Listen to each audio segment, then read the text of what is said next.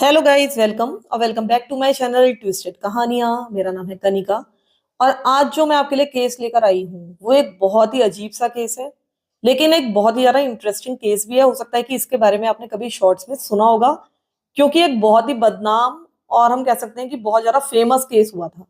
तो फिलहाल सीधे चलते हैं हम अपने केस की तरफ। ये घटना है 31 अगस्त 2016 की। एक 32 ईयर्स ओल्ड व्यक्ति जिसका नाम था चार्ली कार्वर और उसकी 30 ईयर्स ओल्ड गर्लफ्रेंड जिसका नाम था कायला ब्राउन। उनके कुछ प्लान्स थे। वो डिनर करने वाले थे अपने कुछ फ्रेंड्स के साथ और वो जाने के लिए काफी एक्साइटेड थे, प्लानिंग कर रहे थे। और मैं आपको बता दूं कि इन दोनों ने कुछ महीनों पहले ही डेटिंग करना शुरू किया था और शुरुआत में चीजें बहुत ही बढ़िया चल रही थी। बाद में ये लोग एक साथ मूव कर जाते हैं, एक साथ रहने लगते हैं। और उसके बाद जैसा कि मैंने आपको बताया कि 31 अगस्त 2016 के दिन इनके प्लान्स बन रहे थे डिनर के। ये एक तरह का एक इंट्रोडक्टरी डिनर होने वाला था। यानी कि अब ये जो व्यक्ति था चार्ली, ये अपनी गर्लफ्रेंड कायला को पहली बार अपने फ्रेंड से मिलवाने वाला था। अब क्योंकि कायला पहली बार इसके फ्रेंड से मिलने वाली थी तो वो भी काफी ज्यादा एक्साइटेड थी। इसने यानी कि कायला ने अपने बहुत सारे फ्रेंड्स को इस डिनर के बारे में बताया था और ये भी कहा था कि हमारा जो प्यार है, यानी चार्ली और मेरा प्यार, ये सुपरफिशियल नहीं है और हम लोग बहुत ही गहरे प्यार में हैं। और इसी कारण से वो इस डिनर के लिए या चार्ली के साथ कहीं भी जाने के लिए बहुत ज्यादा एक्साइटेड रहती थी। कायला एक बहुत ही वंडरफुल पर्सन थी जो कि हमेशा लोगों को प्लीज करना पसंद करती थी, उनको खुश रखना चाहती थी। और एक दिन कायला और चार्ली की मुलाकात हुई थी कायला की मॉम के वर्क प्लेस पर, यानी उनके ऑफिस में। और जब वो इससे पहली बार मिली थी, यानी चार्ली से पहली बार मिली थी, तो उसको ऐसा लगा था कि ये काफी हैंडसम है। और जब वो इसकी जिंदगी में आया तो उसने अपने आप को बहुत ज्यादा लकी महसूस किया था। चार्ली अपने पेरेंट्स का सबसे बड़ा बच्चा था, यानी कि फर्स्ट बॉर्न चाइल्ड था। उसके पेरेंट्स का नाम था चक कार्वर और जोन। बाद में इसके माता पिता का डिवोर्स हो जाता है। इन दोनों ने ही बाद में अलग अलग व्यक्तियों से शादी कर ली। ये दोनों ही अपनी अपनी जिंदगी में आगे बढ़ गए थे। चार्ली के बारे में उसकी माँ ये कहा करती थी कि वो एक बहुत ही हंसमुख इंसान है और वो किसी के भी चेहरे पर स्माइल ला सकता है। अगर उसकी जेब में केवल $2 हो और कुछ भी ना हो तब भी वो अपने आखिरी पैसे भी किसी को भी दे सकता है। जरूरत पड़ने पर अपनी शर्ट उतार के दे सकता है। यानी कि वो बहुत ज्यादा हेल्पफुल है। और क्योंकि चार्ली के बारे में ये सारी चीजें थी, वो काफी हेल्पफुल था, एक अच्छा इंसान था, इसीलिए कायला भी बहुत ज्यादा एक्साइटेड थी उस डिनर पर जाने के लिए और इसके दोस्तों से मिलने के लिए। लेकिन उस दिन उस डिनर पर ना तो कायला पहुंची और ना ही चार्ली। इनके फ्रेंड्स ने ऑब्वियसली बहुत ज्यादा कोशिश की इनसे कांटेक्ट करने के लिए, लेकिन इनसे कोई भी कांटेक्ट नहीं हो पाया। इन दोनों के ही फोन स्विच्ड ऑफ थे। और इधर जो चार्ली और उसकी माँ थे वो रोज आपस में बात किया करते थे, कभी भी ऐसा होता नहीं था कि इनकी आपस में बात ना हो। लेकिन जब उस दिन इसकी माँ की चार्ली से बात नहीं हो पाई तो वो तुरंत ही बहुत ज्यादा कंसर्न हो गई। और उसके बाद धीरे धीरे 2-3 दिन और बीत गए, 3 सितंबर का दिन आ गया। तो अब उनको बहुत ही गहरी चिंता होने लगी थी, अब ये सब कुछ बहुत ज्यादा सीरियस होता जा रहा था। तो अब चार्ली की माँ उस अपार्टमेंट कॉम्प्लेक्स के मैनेजर से संपर्क करती हैं जहां पर ये दोनों रहा करते थे, जहां पर इनका अपार्टमेंट था। तो ये उस मैनेजर से कहती है कि तुम जाओ और इनको चेक करके आओ कि इनके अपार्टमेंट में कोई है या नहीं है। तो इनकी मैनेजर वहां पर जाती है, डोर काफी देर तक नॉक करती है लेकिन कोई भी आंसर नहीं करता डोर। तो वो चाबी से अब ताला खोलती है अपार्टमेंट का और अंदर एंटर करती है। वहां पर सब कुछ क्लियर था, कुछ भी सस्पिशियस अंदर मौजूद नहीं था। कायला और चार्ली ऑब्वियसली अंदर नहीं थे, लेकिन सब कुछ एकदम साफ सुथरा पड़ा था। और लेकिन एक अजीब सी बात यह थी कि उनके सारे कपड़े वहां थे, उनके प्रिस्क्रिप्शन, उनके मेडिकेशन, यहां तक कि जो काइला के ग्लासेस थे और साथ ही उसके कॉन्टेक्ट लेंसेज वो भी वहीं पर मौजूद थे। लेकिन सबसे ज्यादा अलार्मिंग बात यह थी कि जो काइला का डॉग था, जो कि एक पोमेरेनियन था और जिसका नाम था रोमियो, वो उस बंद अपार्टमेंट में मौजूद था और उसके लिए फिलहाल वहां पर कोई भी खाना, कोई भी पानी मौजूद नहीं था। और उसकी हालत काफी खराब लग रही थी। ऐसा लग रहा था कि ये फ्लैट, ये अपार्टमेंट कुछ दिनों से खाली है और डॉग को बस ऐसे ही छोड़ दिया गया है। अब ये जो कायला का डॉग था, ये सिर्फ उसका डॉग नहीं था बल्कि उसके बच्चे की तरह था। और वो उसको कभी भी इस तरह से बंद करके नहीं जा सकती थी। वो ऐसा कभी नहीं करती थी, अपने डॉग से बहुत ज्यादा प्यार करती थी। इसके अलावा कायला की कार भी अपार्टमेंट के नीचे ही मौजूद थी, पार्किंग में खड़ी हुई थी। इधर जो चार्ली की गाड़ी थी, जो कि थी 2002 की मॉडल पोंटिया ग्रैंड प्रिक्स, वो वहां पर मौजूद नहीं थी। अब फिलहाल कायला और चार्ली दोनों की ही मिसिंग पर्सन कंप्लेंट लिखवा दी जाती है, लेकिन उस समय कुछ खास नहीं किया जा सका। उस केस में कोई भी लीड्स नहीं मिल रही थी। ऐसा बिल्कुल भी समझ में नहीं आ रहा था कि वो अपनी मर्जी से कहीं गए हैं या फिर वो गायब हो गए हैं। कायला की एक फ्रेंड पुलिस वालों को यह बताती है कि मैंने इनके साथ 2 दिन पहले डिनर किया था, यानी 29 अगस्त के दिन मैंने एंडरसन के उस अपार्टमेंट में इन दोनों के साथ डिनर किया था, और इसके अगले 2 दिनों तक भी उसने मेरे टेक्स्ट के रिप्लाईज किए थे। इनके बीच में 2-4 टेक्स्ट एक्सचेंज हुए थे, लेकिन उसके बाद से ये दोनों ही कंप्लीटली साइलेंट हो गए थे। लेकिन 31 अगस्त के दिन चार्ली को एक सर्विलेंस फुटेज में देखा जाता है।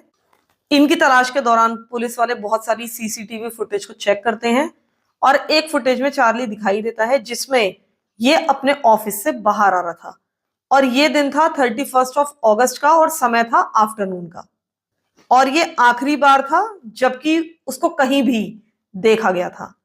इसके बाद इन दोनों का क्या हुआ, ये कहाँ चले गए, इसके बारे में कोई भी जानकारी नहीं मिल रही थी। इधर कायला की माँ यानी कि बॉबी भी बहुत ज्यादा चिंतित थी। उनको समझ में ही नहीं आ रहा था कि ये दोनों कहाँ डिसअपियर हो गए हैं। तो अब इन दोनों फैमिलीज ने भी अपनी अपनी तरफ से सर्च शुरू कर दी थी। ये हर तरफ से कोशिश कर रहे थे, उन्हें ढूंढ रहे थे, हर किसी जान पहचान वाले से बातचीत कर रहे थे, लेकिन जब कुछ भी नहीं हुआ तो अब इनको ऐसा लगा कि इनको मीडिया के पास जाना चाहिए। इन्होंने कुछ टीवी प्रोग्राम्स में अपीयर होके इनके वापस आने की या इनकी कोई खोज खबर मिले उसके बारे में सब कुछ अपील्स की, और साथ ही इन लोगों ने एक फेसबुक पेज भी बनाया। इस पेज का टाइटल था फाइंड कायला एंड चार्ली। उसके बाद इन्होंने फ्लायर्स भी छपवाए, हर जगह बांटे। ये अपनी तरफ से सारी कोशिशें कर रहे थे, लेकिन किसी का भी कुछ भी फायदा नहीं हो रहा था। चार्ली की मदर भी बार बार यही कह रही थी कि ये सब कुछ बहुत ज्यादा आउट ऑफ कैरेक्टर है चार्ली के लिए, ऐसा वो कभी भी नहीं कर सकता, वो बहुत ही ज्यादा सिंसियर है। लेकिन कहीं ना कहीं अब पुलिस वालों के दिमाग में कुछ और चीजें भी आ रही थी। शायद ये किसी वेकेशन पर चले गए हों, इन्होंने कोई भी इनको डिस्टर्ब ना करे इसलिए इनके फोन स्विच ऑफ कर लिए हों, ये एक अनप्लग्ड वेकेशन चाहते हों। लेकिन इनकी फैमिलीज बार बार यही इंसिस्ट कर रही थी कि ऐसा बिल्कुल नहीं हो सकता। अगर उनको ऐसी किसी वेकेशन में जाना भी होता तो ये पहले से इन्फॉर्म करके जाते कि हम ऐसा करने वाले हैं, वो ऐसे बिना बताए नहीं जा सकते थे। और अगर इनको ऐसे कहीं जाना भी होता तो कायला कभी भी अपने डॉग को यानी रोमियो को घर पे बिना खाने पानी के नहीं छोड़ सकती थी, वो उसका कुछ ना कुछ इंतजाम करके जाती। इनके मन में ये भी संभावनाएं आ रही थी कि हो सकता है कि इनका कोई कार एक्सीडेंट हो गया हो, क्योंकि चार्ली की कार भी मिसिंग थी। अब इसकी कार की तलाश भी शुरू कर दी गई थी। जितने भी एक्सीडेंट केस हुए थे या फिर जो गाड़ियां बस वैसे ही खड़ी हुई थी वहां पर जा जाकर अब चक यानी कि चार्ली का पिता तलाश करना शुरू करता है, लेकिन वहां से भी कुछ भी नहीं मिलता और कोई भी फायदा नहीं होता। इसके बाद इस केस में एक बहुत ही वियर्ड सी चीज होने लगती है। अचानक से ही 1 अक्टूबर से कुछ नई पोस्ट चार्ली के फेसबुक पेज पर दिखाई देने लगती हैं, और वो अपने कुछ ही मेजर लाइफ इवेंट्स को उस पर लगातार शो कर रहा था और उनको बैकडेट कर रहा था। यानी कि वो बता रहा था कि 1 जुलाई के दिन कायला प्रेग्नेंट हो गई थी, उसके बाद 1 अगस्त को उन्होंने घर खरीदा था, और इनके डिसअपियर होने के एक दिन बाद यानी ये 31 अगस्त को डिसअपियर हुए थे, इसके एक दिन बाद यानी कि 1 सितंबर के दिन इन्होंने शादी कर ली थी। इसके एक हफ्ते के बाद ये एक और पोस्ट करता है। ये जो पोस्ट थी एक फोटो थी उसकी और कायला की। इसके कैप्शन में लिखा था कि वो लोग ठीक हैं और बस वहां से चले गए हैं। इसके बाद इस पोस्ट को बाद में डिलीट कर दिया गया, लेकिन ये भी पता चला कि चार्ली का ये जो अकाउंट था ये तब से ही एक्टिव था जब से वो डिसअपियर हुए थे। यानी कि ऐसा नहीं था कि उनके गायब होने के बाद कोई एक्टिविटी नहीं थी और अचानक से एक्टिविटीज शुरू हुई थी। इस अकाउंट से लगातार ही प्राइवेट मैसेजेस जा रहे थे, और ये मैसेजेस वो कर रहा था यानी कि चार्ली कर रहा था अपने फ्रेंड्स को। इसके अलावा वो कुछ और पोस्ट भी कर चुका था इससे पहले, लेकिन ये जितनी भी पोस्ट थी ये प्राइवेट थी, यानी कि ये ऐसे पब्लिकली विजिबल नहीं थी, इसलिए ज्यादा लोगों को इस पोस्ट के बारे में पता नहीं था। जो भी पोस्ट विजिबल होनी शुरू हुई थी वो 1 अक्टूबर के बाद ही हुई थी। इसके अलावा उसके कई सारे फ्रेंड्स ने रिपोर्ट किया कि मिड से लेकर लेट सितंबर तक चार्ली लगातार मैसेजेस कर करके अपने फ्रेंड से पैसे मांग रहा था, और ये पैसे वो मांग रहा था ड्रग्स के लिए।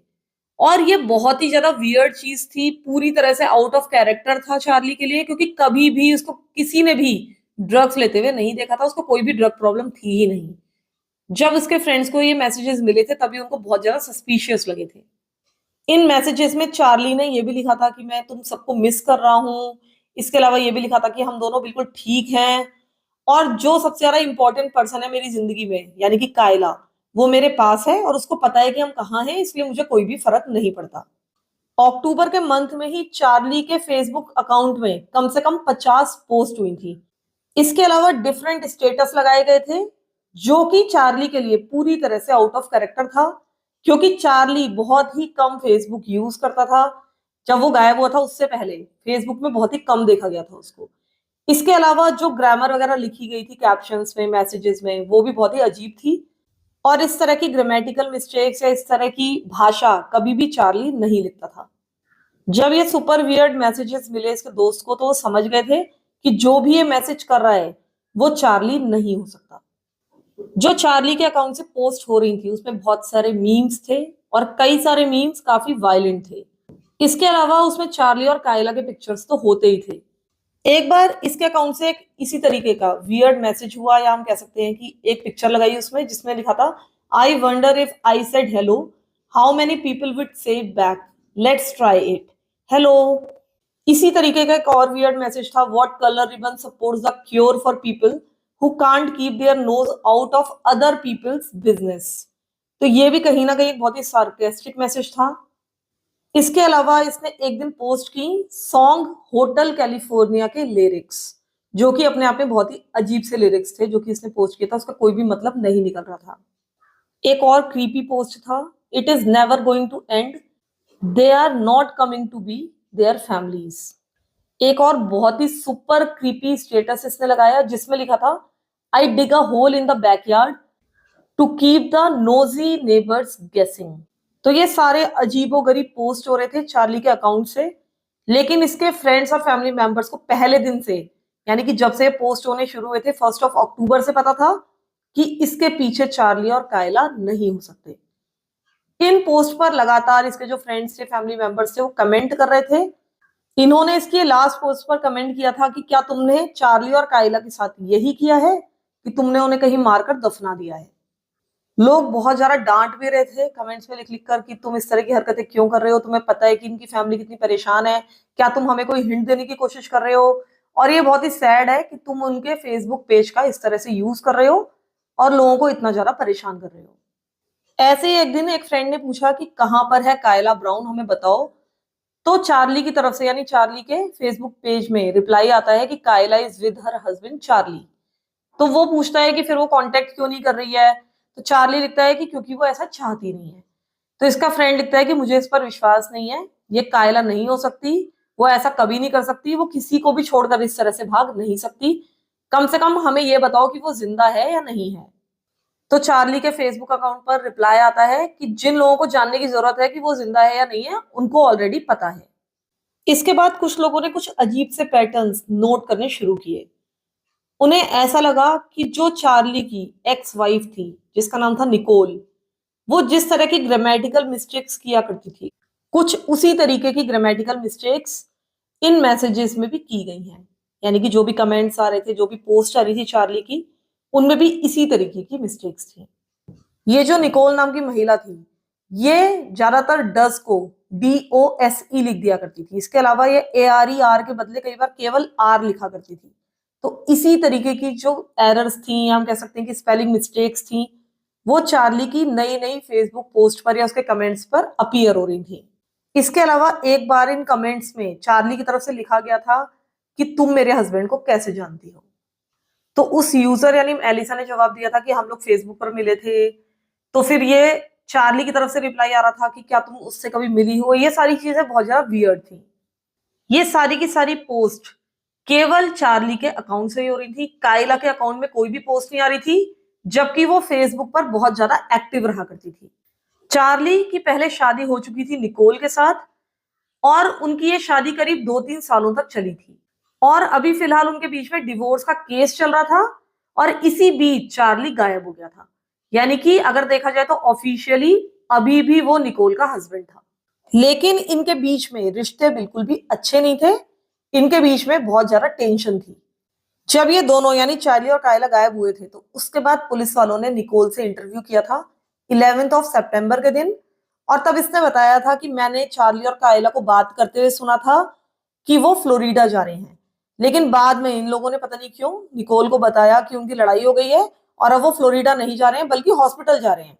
इसके एक हफ्ते के बाद पुलिस वालों ने एक बार फिर से उससे क्वेश्चनिंग की, क्योंकि वो लगातार फ्रेंड्स और फैमिली से क्वेश्चन करते जा रहे थे। वो कोई भी छोटी से छोटी बात जानना चाहते थे। और जब उन्होंने 19th ऑफ सितंबर को इससे क्वेश्चनिंग की थी तो इसने बताया था कि पिछले 24 घंटों के अंदर ही अंदर उसकी चार्ली और कायला से बातचीत हुई है, कन्वर्सेशन हुई है।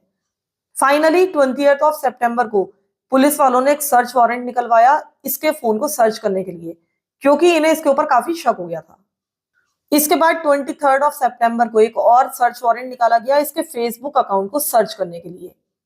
इन्हें इसके फोन से, इसके फेसबुक से कुछ इस तरह के रिकॉर्ड्स मिले कि इसको फाइनली 11th ऑफ अक्टूबर के दिन अरेस्ट कर लिया गया और इसके ऊपर इम्पर्सनेटिंग अ पुलिस ऑफिसर के चार्जेस लगाए गए, यानी कि एक पुलिस ऑफिसर होने का ये नाटक कर रही थी और इसी कारण से इसको अरेस्ट किया गया था। पुलिस वालों ने बताया कि अरेस्ट होने से 3 दिन पहले यानी 8th ऑफ अक्टूबर को उसने पुलिस ऑफिसर बनके AT&T को कॉल किया था और वो ये चाहती थी कि उसके हस्बैंड चार्ली के फोन को जियो लोकेट किया जाए, यानी कि वो कहां पर है ये उसको बताया जाए। लेकिन उसको कोई भी इंफॉर्मेशन नहीं दी गई क्योंकि उसने करेक्ट बैच नंबर नहीं बताया था। तो AT&T ने इसको कोई भी रिकॉर्ड बताने से मना कर दिया था, कोई भी इंफॉर्मेशन देने से मना कर दिया था।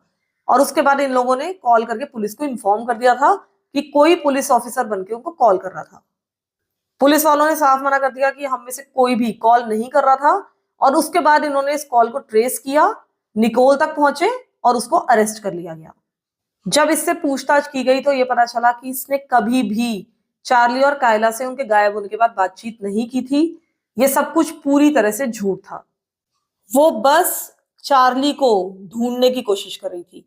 तो पुलिस वालों को बहुत ज्यादा गुस्सा आया क्योंकि उसने इतना ज्यादा जो इन्वेस्टिगेशन था उसको डिस्टर्ब कर दिया था, उनको इधर उधर भटका दिया था। लेकिन उनको समझ में आ गया था कि उसका इस केस से कोई भी लेना देना नहीं है, यानी कि इनके गायब होने से निकोल का कोई भी लेना देना नहीं था। उसके बाद 14th ऑफ अक्टूबर तक पुलिस के पास कायला और चार्ली के फेसबुक रिकॉर्ड्स आ चुके थे।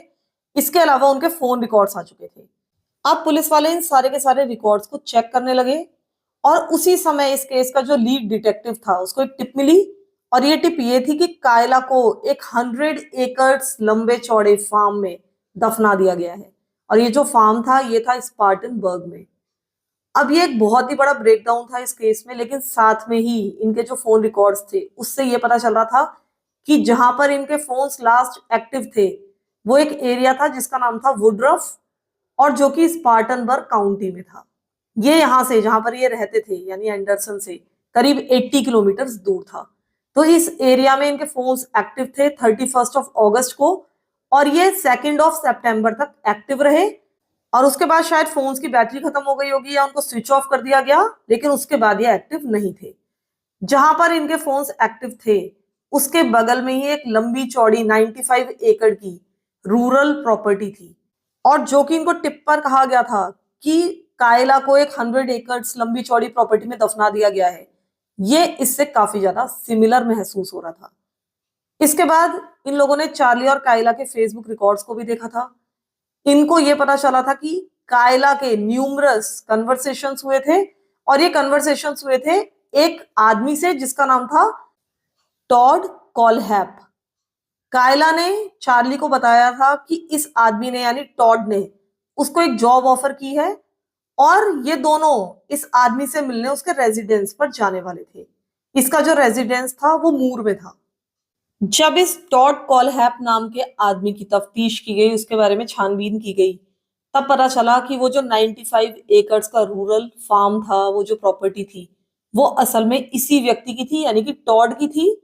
और ये प्रॉपर्टी जैसे कि मैंने आपको बताया कि स्पार्टनबर्ग काउंटी में थी, वही जगह जहां पर इन दोनों के फोन्स एक्टिव रहे थे लास्ट टाइम पर।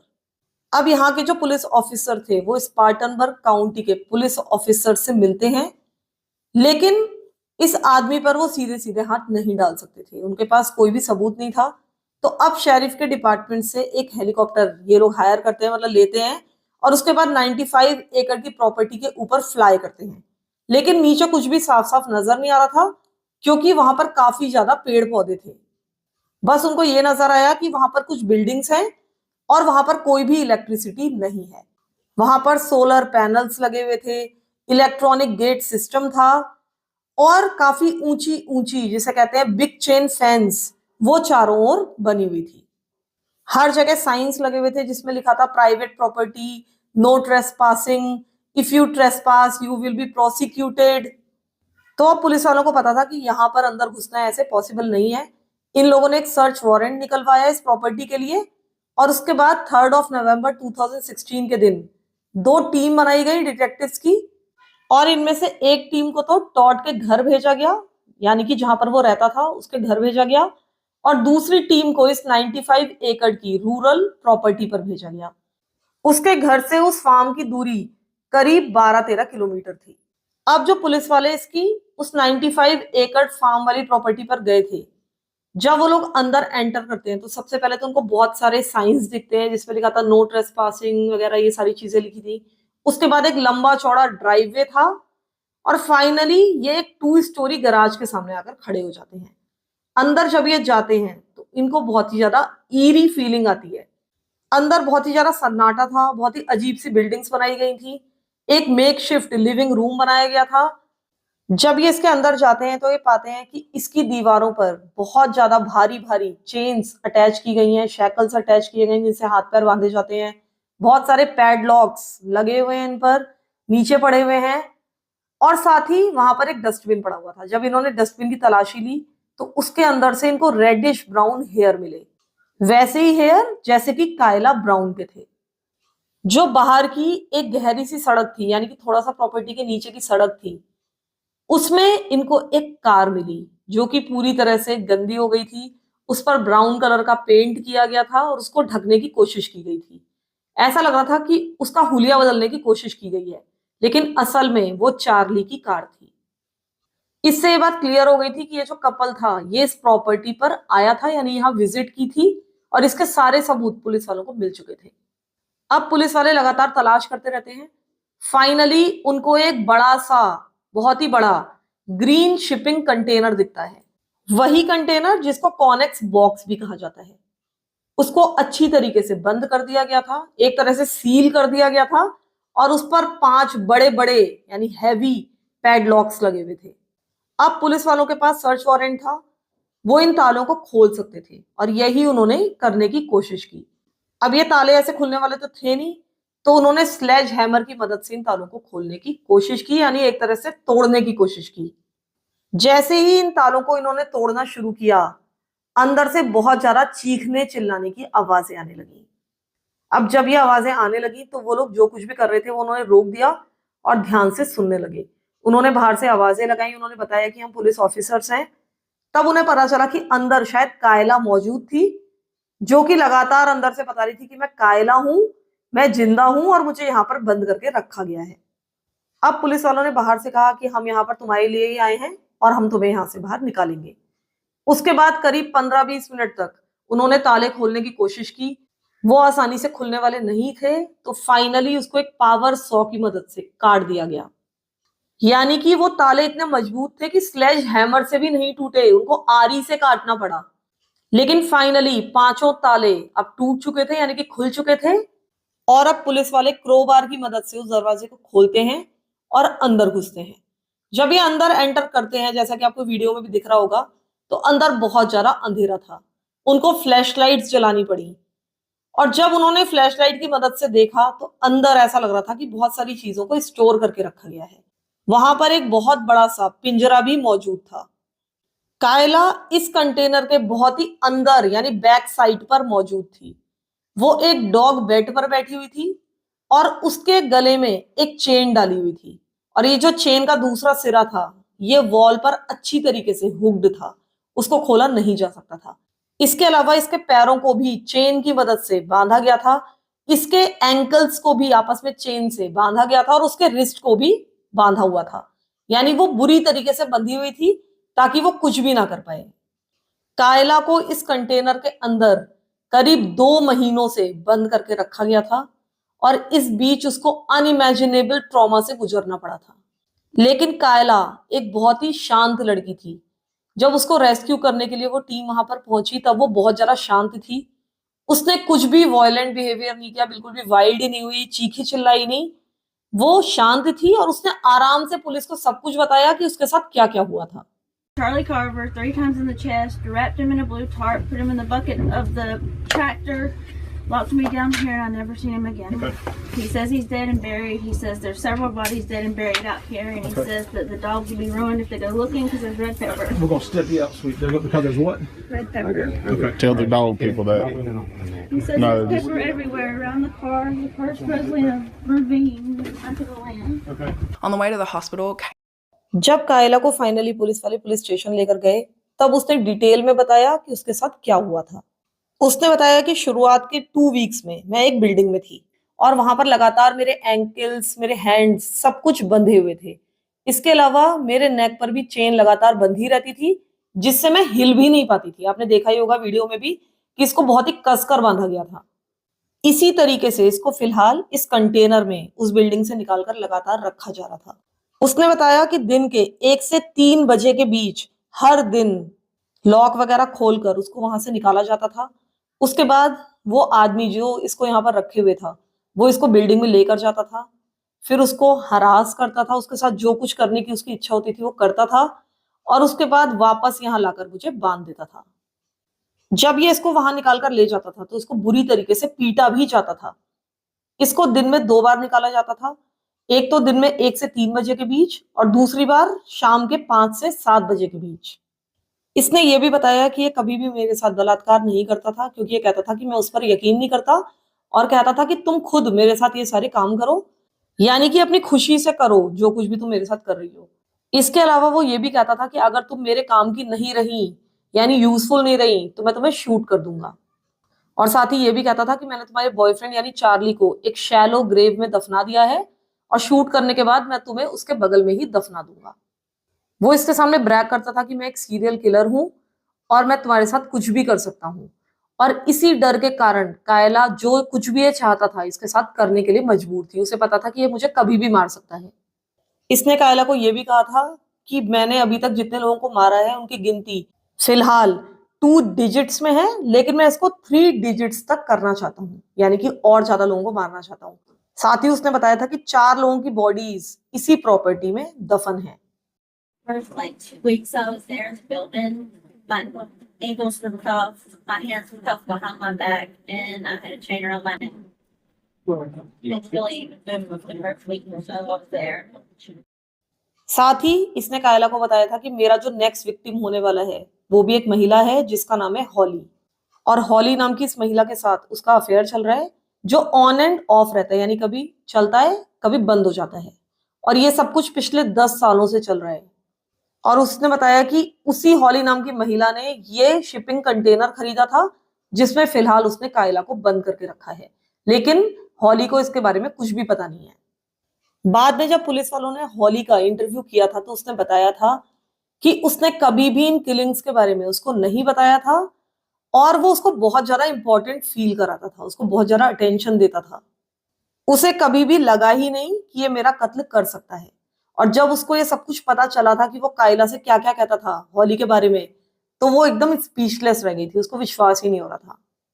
इसने कायला को ये भी बताया था कि मैंने पहले भी कुछ हत्याएं की हैं और ये हत्याएं उसने एंडरसन की एक बाइक शॉप में की थी जिसमें कई सारे लोगों की हत्या की गई थी। लेकिन ये केस आज भी अनसॉल्व्ड है और कभी भी किसी को भी उस पर शक नहीं हुआ। साथ ही इसने कायला से ये भी कहा था कि एक ना एक दिन स्टॉकहोम सिंड्रोम तुम्हें किक करेगा और उसके बाद तुम यहाँ रहने के लिए हंसी खुशी राजी हो जाओगी, तुमको मेरे साथ अच्छा लगने लगेगा।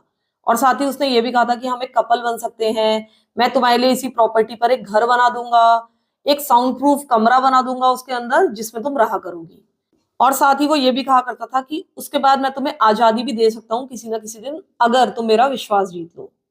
वो कायला से कहा करता था कि जब मैं बूढ़ा हो जाऊंगा या बीमार हो जाऊंगा तो मैं तुम्हें बहुत सारा पैसा दूंगा अगर तुम मेरे साथ अच्छी लड़की बनकर रही। इसके अलावा वो उसको सिखाया करता था कि किस तरह से हत्याएं की जाती हैं। वो चाहता था कि वो इसकी पार्टनर बन जाए हत्याएं करने के लिए। इसने कायला को यह भी बताया कि वो एक पैरामिलिट्री कॉन्ट्रैक्टर था जो कि गवर्नमेंट के लिए किलिंग किया करता था, यानी कि हत्याएं करता था सरकार के लिए, जो कि ऑब्वियसली पूरी तरह से झूठ था। अब कायला पुलिस वालों को बताना शुरू करती है कि उसकी मुलाकात असल में टॉड कैप से कैसे हुई थी। इसने बताया कि असल में इनकी मुलाकात हुई थी 2011 में और इनका फेसबुक पर एक म्यूचुअल फ्रेंड था। उसके बाद ये लोग भी आपस में फ्रेंड बन गए, यानी फेसबुक पर फ्रेंड बन गए और ये लोग कभी कभी ओकेजनली एक दूसरे से काम की बात कर लिया करते थे। असल में कायला ने बहुत सारी क्लीनिंग जॉब्स की थी इधर उधर और इनमें से कुछ क्लीनिंग जॉब्स उसे टॉड ने ही दिलाई थी। वो उस एरिया का एक बहुत ही सक्सेसफुल रियल एस्टेट एजेंट था। तो जब चार्ली और कायला ने डिसाइड किया कि वो साथ में मूव आउट करेंगे, अपनी जिंदगी अब साथ में बिताएंगे, तो इसने एक बार फिर से खुद ही टॉड से कांटेक्ट किया, यानी कायला ने टॉड से कांटेक्ट किया कि अगर कायला के लायक कोई काम है टॉड की नजर में तो वो उसको दिला दे, क्योंकि उस समय इसको पैसे की जरूरत थी। अब टॉड ने कायला से कहा कि हाँ, मेरे पास तुम्हारे लिए कुछ काम है, तुम दोनों यानी कि तुम और चार्ली दोनों यहाँ आ जाओ, मेरी प्रॉपर्टी पर आ जाओ। उसने बताया कि यहाँ पर बहुत सारी बुशेस हैं, बहुत सारी मतलब झाड़ झंकार फैले हुए हैं, कुछ क्लीनिंग की जरूरत है, तो उन सब की तुम क्लीनिंग कर दो तुम दोनों मिलकर, और इसके बदले में तुम्हें कैश दे दूंगा। इसके बाद 31 अगस्त के दिन ये दोनों इसके घर पहुंच जाते हैं, इसकी प्रॉपर्टी पर पहुंच जाते हैं यानी कि, और वो दिखाने लगता है कि प्रॉपर्टी पर कहाँ पर किस काम की जरूरत है क्लीनिंग की। इसके बाद ये दोनों इन्हें लेकर गैरेज में जाता है। वो कहता है कि यहाँ पर क्लीनिंग सप्लाईज रखी हुई हैं, इनको निकाल लो। लेकिन वो फिलहाल पहले गैरेज में अंदर अकेले जाता है यानी टॉड, और जब वो बाहर आता है तो उसके हाथ में एक गन थी और बिना किसी हेजिटेशन के बाहर आते ही उसने चार्ली को उसके चेस्ट पर 3 बार गोली मार दी। तुरंत ही वहां पर चार्ली की मौत हो गई। बाद में पुलिस वालों को चार्ली की लाश उसी प्रॉपर्टी पर से मिल गई थी और वाकई में ही उसकी जो बॉडी थी उसको एक बहुत ही शैलो ग्रेव में दफनाया गया था, यानी कि बहुत गहरी नहीं थी उसकी कब्र, और उसके पूरे शरीर पर ब्राउन पेंट लगा हुआ था। ऐसा लग रहा था कि उसकी बॉडी को कवर करने की कोशिश की गई है। जिस दिन पुलिस वालों को कायला मिली थी उस प्रॉपर्टी पर, उसी दिन उनको चार्ली की बॉडी भी मिल गई थी और इसके अलावा बहुत सारे सबूत मिल गए थे। लेकिन आपको याद होगा कि 2 पुलिस टीम्स बनाई गई थी, जो कि एक तो टॉड के घर गई थी क्वेश्चनिंग करने के लिए और दूसरी गई थी उसकी प्रॉपर्टी पर, और एक टीम प्रॉपर्टी पर भी है, इसका उसको कोई भी आइडिया नहीं था। इधर जो पुलिस ऑफिसर्स थे जो उससे बातचीत कर रहे थे, उनको भी कोई आइडिया नहीं था कि वहां पर जो सर्च चल रही है उसका क्या नतीजा निकला, वहां से क्या मिला। लेकिन उसके बाद अचानक ही इन पुलिस ऑफिसर्स को जो कि टॉड के घर पर थे, उन्हें कॉल करते हैं और बताते हैं कि हमें वहां से कायला मिल गई है जो कि जीवित है, और चार्ली की लाश भी मिल गई है, और इसके अलावा क्या क्या मिला है उन्होंने बता दिया। अब जो पुलिस वाले टॉड के सामने थे उन्होंने तुरंत ही उसको कन्फ्रंट किया। टॉड को जैसे ही पता चला कि उसकी प्रॉपर्टी से क्या क्या मिल गया है, वो बिल्कुल फ्रोजन रह गया, पूरी तरह से शॉक में चला गया। उसको विश्वास ही नहीं हो रहा था कि ऐसा हो सकता है।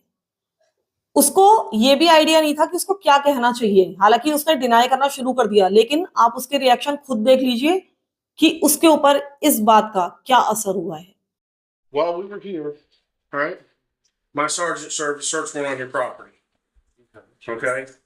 We have Kayla. Excuse me? We have Kayla in your property. She was locked in a container. She has told us that you shot and killed Charlie.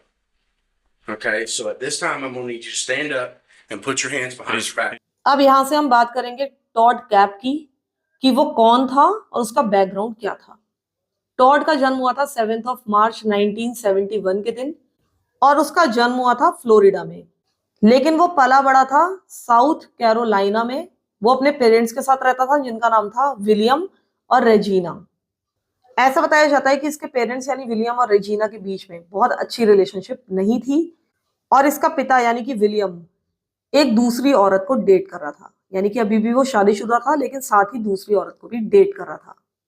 और जिस दिन टॉड का जन्म हुआ उस दिन भी वो उस औरत के साथ डेट करने गया हुआ था, अपनी वाइफ के पास नहीं आया था।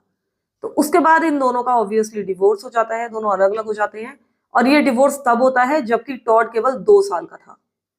इसके बाद विलियम कभी भी टॉड की जिंदगी में नहीं रहा। उसको सिर्फ उसकी माँ रेजीना ने पाला, जिसने बाद में एक शादी कर ली थी एक दूसरे व्यक्ति के साथ जिसका नाम था कार्ल कोलहैप। लेकिन ये जो व्यक्ति था, ऐसा लगता है कि वो टॉड को नफरत करता था। ऐसा बताया जाता है कि इनके बीच में एक बहुत ही अनहेल्दी रिलेशनशिप थी और शायद टॉड अपने बायोलॉजिकल पिता को काफी मिस करता था। वो चाहता था कि वो जाकर अपने बायोलॉजिकल फादर के साथ रहे। हालांकि उसका उनके साथ कोई भी संपर्क नहीं था, लेकिन पता नहीं क्यों इसका अपने पिता के साथ बहुत ज्यादा लगाव था। इसके जो स्टेप डैड थे यानी कि कार्ल, उनके अपने खुद के 2 बच्चे थे किसी प्रीवियस रिलेशनशिप से, और इसी कारण से टॉड अपने इन 2 सिबलिंग्स के साथ पला बड़ा था। हम कह सकते हैं कि इनकी फैमिली 5 मेंबर्स की थी, लेकिन टॉड को कोई भी लगाव इस फैमिली के साथ नहीं था। हम ये मान सकते हैं कि जब से टॉड पैदा हुआ था तब से उसकी जिंदगी उसके लिए एक नाइटमेयर की तरह थी। उसके स्कूल में भी कोई फ्रेंड्स नहीं थे और उसको फ्रेंड्स चाहिए भी नहीं थे, यानी वो फ्रेंड्स बनाने की कोशिश भी नहीं करता था। वो किसी से भी सोशलाइज करने की कोशिश नहीं करता था। वो शायद लोगों को पसंद ही नहीं करता था। जब भी उसका इंटरेक्शन इन बच्चों के साथ होता था, यानी बाकी बच्चों के साथ, वो तभी होता था जबकि वो उनके साथ वॉयलेंट बिहेवियर करता था, उनकी इंसल्ट करता था, उनको मीन चीजें बोलता था, यानी कि कभी भी किसी भी बच्चे से वो ढंग से बात नहीं करता था। वो अपने क्लासमेट्स के जो स्कूल प्रोजेक्ट्स होते थे उनको डिस्ट्रॉय करने की कोशिश करता था कि उनको खराब कर दे। उसका जो गुस्सा था इतना ज्यादा एक्सट्रीम था कि एक बार वो स्कूल बस में एक लड़की के यानी एक बच्ची के बगल में बैठा हुआ था, लेकिन पता नहीं किस बात पर उसको गुस्सा आ गया कि उसने सीजर्स निकाली, कैंची निकाली और उस बच्ची के पैर में पूरी तरह से घोंप दी, यानी कि उससे उस लड़की को स्टैब कर दिया। वो जिस जगह पर रहता था, जहां पर उसका घर था, वहां आसपास के जो नेबर्स थे वो भी उससे घबराते थे, उससे बचते थे, क्योंकि बस वो इधर उधर घूमता रहता था, उनको डराता था और छोटी छोटी बातों पर उनसे झगड़ा करता था। अगर किसी भी बच्चे पर उसको गुस्सा आता था इधर उधर घूमने के दौरान, तो वो उनके सिर को पकड़ता था और जो पोल्स होते हैं, पोल्स पर उनके सिरों को जोर जोर से बैंग करने लगता था। इसके अलावा एक बार उसने एक बच्चे को एक डॉग केज के अंदर बंद कर दिया, यानी कुत्ते के पिंजरे के अंदर उसको लॉक कर दिया। उसके बाद इस पिंजरे को लुढ़काते हुए वो पहाड़ी के नीचे की तरफ ले जा रहा था। इधर ये जो बच्चा था वो काफी छोटा था, वो बहुत बुरी तरीके से ऑब्वियसली डर गया था, बुरी तरह से चीख चिल्ला रहा था, रो रहा था और बार बार भीख मांग रहा था टॉड से रुकने के लिए, कह रहा था कि मुझे बाहर निकाल दो। लेकिन टॉड ये सब कुछ देखकर हंस रहा था। बाद में वो बच्चा कैसे बाहर आया इसके बारे में तो मुझे जानकारी नहीं है, लेकिन वो बच्चा बच गया था। लेकिन ऐसा बताया जाता है कि वो एनिमल्स के प्रति भी बहुत ज्यादा वॉयलेंट था, और जितने भी ये किलर्स होते हैं जो कि सीरियल किलिंग करते हैं वो जनरली इसी तरीके के होते हैं। वो एनिमल्स के प्रति भी बहुत ज्यादा वॉयलेंट होते हैं और बच्चों के प्रति भी। एक बार इसने अपने पेरेंट्स से कहा कि मुझे जैबल चाहिए, लेकिन इसके पेरेंट्स ने मना कर दिया। उन्होंने कहा कि तुम्हारे पास ऑलरेडी एक गोल्ड फिश है। लेकिन इसने कहा कि ठीक है, तो मैं गोल्ड फिश को मार देता हूँ, उसके बाद तुम मुझे दिला देना। उसके बाद उसने क्लोरॉक्स बीच उठाया और अपनी गोल्ड फिश के फिश टैंक के अंदर डाल दिया और उसके बाद उसको मरता हुआ देखता रहा वहां बैठकर। इसके अलावा उसने एक बार एक कुत्ते को भी शूट किया था अपनी बीबी गन से, यानी कि ये कुछ भी कर सकता था, ये बहुत ज्यादा वॉयलेंट था।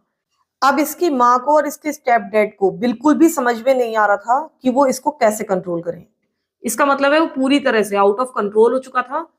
और इसके अलावा जो एक और नई चीज देखने के लिए धीरे धीरे मिल रही थी वो ये थी कि ये जो भी बहुत ही निम्न स्तर का कंटेंट होता है, सेक्सुअल कंटेंट, उससे बहुत ज्यादा ऑब्सेस्ड हो चुका था। और मैं आपको बता दूं कि जिस समय की मैं बात कर रही हूँ, जिस समय ये इस तरह का कंटेंट कंज्यूम कर रहा है, ये सारी हरकतें कर रहा है, उस समय वो केवल 9 इयर्स ओल्ड था। अब इसके माँ बाप डिसाइड करते हैं कि उसको एक बिहेवियरल इंस्टीट्यूट भेज देंगे 3 महीनों के लिए, ताकि वो वहां जाकर सुधर जाए। वो जानना चाहते थे कि असल में ये इतना ज्यादा नाराज क्यों रहता है, इतना ज्यादा गुस्से में क्यों रहता है। और अब मैं आपको बता दूं कुछ फैक्टर्स जो कि इसकी जिंदगी में थे। एक तो पहली बात ये कि इसकी जो माँ थी, वो चाहे ये कितना भी घटिया काम करके आए, कितना भी ऑफुल काम करके आए, वो हमेशा उसका ही पक्ष लेती थी। वो हमेशा कोई ना कोई बहाना ढूंढ लेती थी इसकी बातों को जस्टिफाई करने के लिए कि इसलिए गुस्सा आ गया होगा, उसलिए गुस्सा आ गया होगा।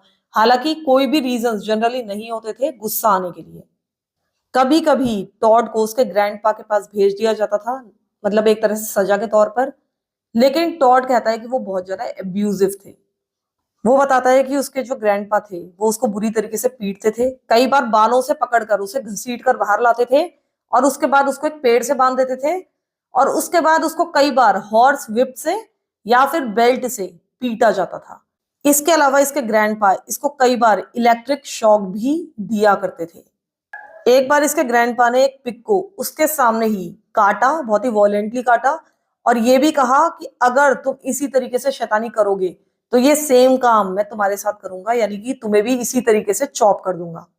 इसके अलावा जो थर्ड फैक्टर था जिसका बहुत ज्यादा असर पड़ा टॉड के ऊपर, वो ये था कि टॉड ये क्लेम करता है कि वो अपने घर में ही एक आउटसाइडर की तरह फील करता था।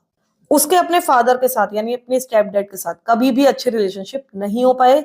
वो लगातार एक दूसरे से लड़ते रहते थे, बहस करते रहते थे, और इनकी जो रिलेशनशिप थी बहुत ज्यादा टॉक्सिक थी।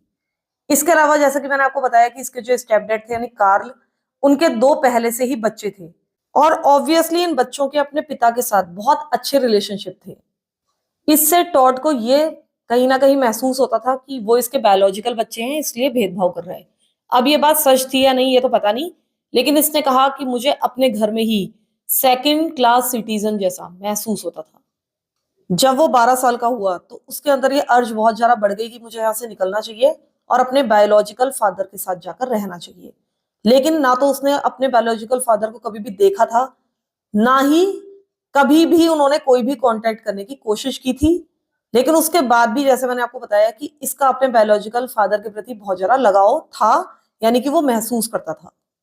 वो हमेशा इमेजिन करता रहता था कि मैं अपने फादर के साथ रहूंगा तो कैसा महसूस होगा। मुझे ऐसा लगता है, जो मेरा पर्सनल ओपिनियन है, मुझे ऐसा लगता है कि इसके जो स्टेप डैड थे वो अपने बच्चों के साथ जिस तरह से रह रहे थे, उसको ऐसा लग रहा था कि अगर मैं अपने पिता के साथ होता तो वो भी मेरे साथ ऐसे ही रहते। तो शायद इसी कारण से उनके पास वो जाना चाहता था। लेकिन उसकी माँ इसके पूरी तरह से खिलाफ थी।